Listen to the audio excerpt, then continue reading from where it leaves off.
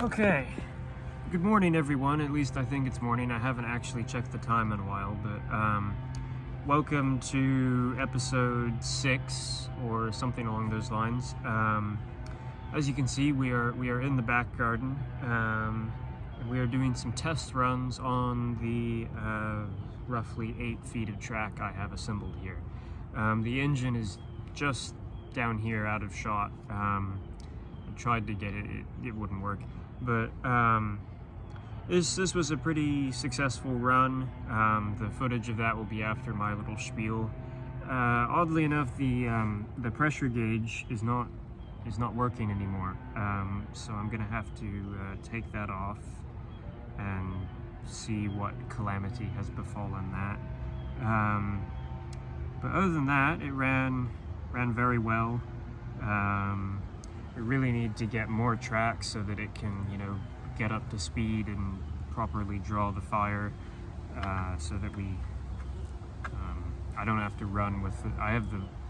At the moment, because the track is so short and we're reversing pretty quickly, I have the blower cracked just a little bit, which is wasting steam. And I do that so that when we stop at either end, the fire doesn't blow back under the front truck and singe the paint. So, yeah, I think that's about all I have to say. So enjoy the rest of the video.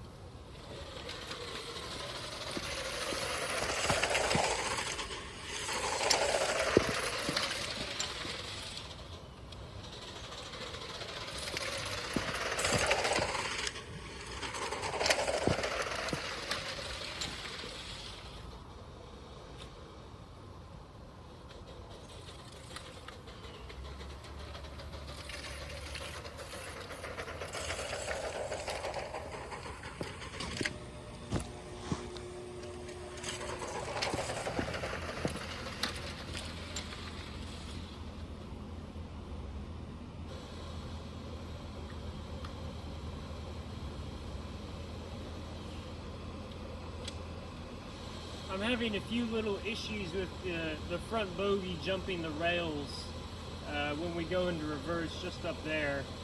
I think the track is just a little out of gauge when the two pieces come together, and it's not liking it very much. Same thing can be said for the rear truck. And with that, we're out of fuel.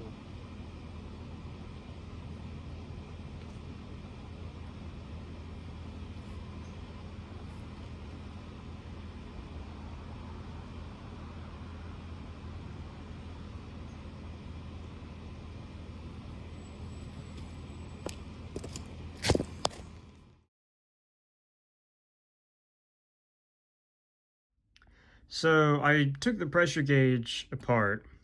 Well, I took it off first and I tested it on air, and it worked fine. But But when I tested it on air, I'd taken the brass cladding off, and then I put the brass cladding on and it stopped working. So what I eventually came to the conclusion of these screws here were tightened in too far, and they must have been pressing on the Borden tube on the inside, which was preventing the needle from rising. So that's all fixed now, in theory. I've tested it on air. The other thing that went wrong is the coupling rod took all the paint off the rear driving wheel. So I'm going to need to file a scallop into the rod right here like I did on the fronts on both. The other side was all right, but this side didn't do so well.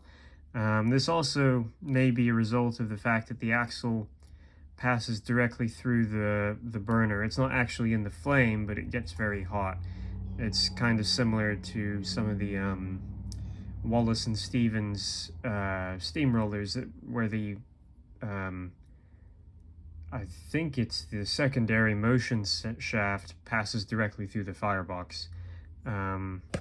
So I need to repaint that, take this connecting rod off, mill a scallop back here, and then all should be well.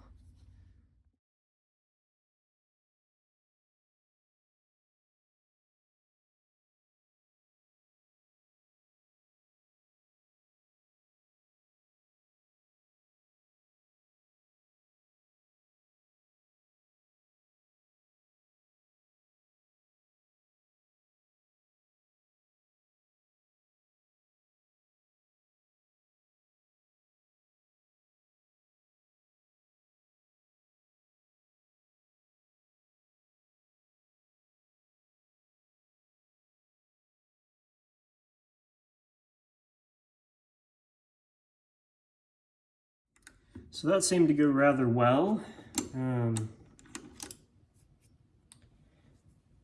There is the scallop in the connecting rod, which is going to hopefully clear the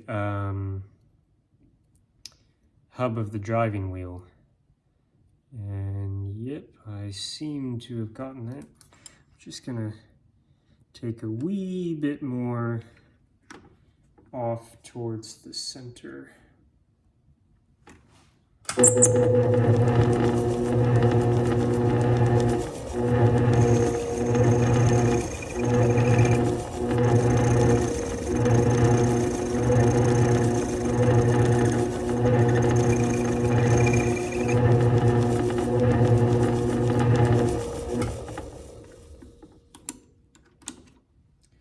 There we go.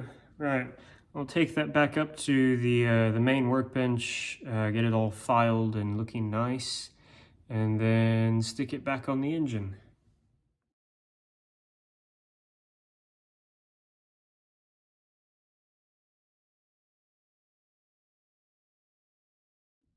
Right, so that is driving wheel has been repainted, the rod has been scalloped and reattached, pressure gauge is fixed, and I can't think of anything else left to do, so I'm going to end the episode here. Thank you all for watching. I'll try and start publishing more regularly again.